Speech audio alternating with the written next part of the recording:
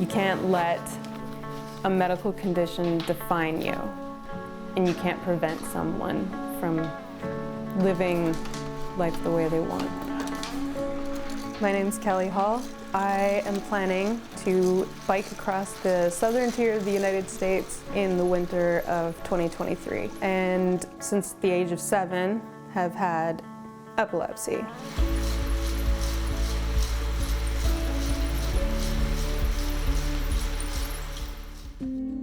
I had a seizure when I was 7. My parents were very scared. It was a traumatic experience for them, but for me it was just center of attention time.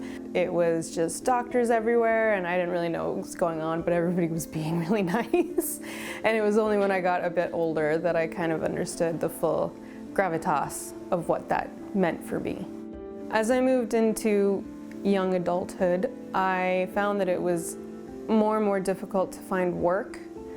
That was a challenge to keep work if I were to tell my employer I have epilepsy. There's also limitations on what you can do.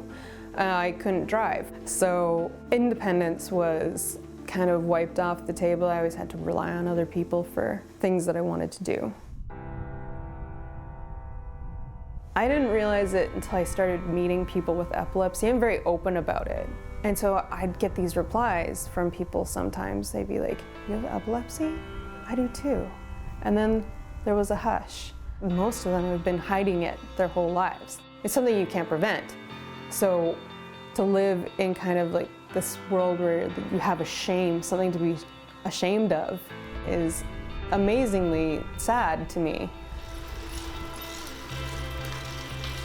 I got the idea to ride across the southern tier of the States from a friend of mine who rode across Canada to raise money for a traumatic brain injury, and her trip was amazing. It brought attention to traumatic brain injury. It's something you don't think about too often, and epilepsy is similar. So I was thinking about going on a trip anyway, and I thought, well, hey, I could do something like that.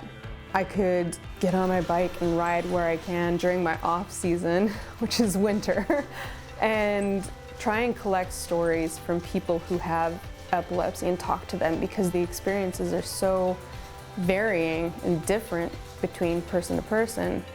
I really want to hear people's successes in life, not just the negative, but the awesome things that they've done. And so they might feel that they are helping to diminish the stigma as well, and encourage other people with epilepsy to do similar awesome things and to not let it hold them back.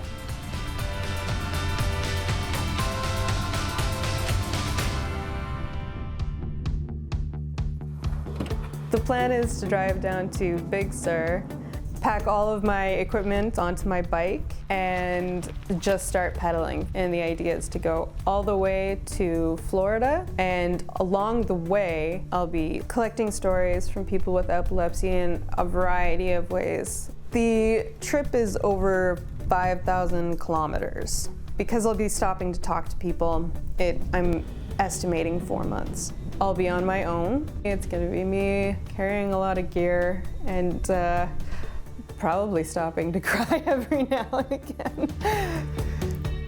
My hope from doing this ride and recording all these stories and turning it into a documentary format is that there will be more awareness placed on people with epilepsy, and honestly a feeling of security, I guess, from the general public, that we don't have to be afraid of this thing.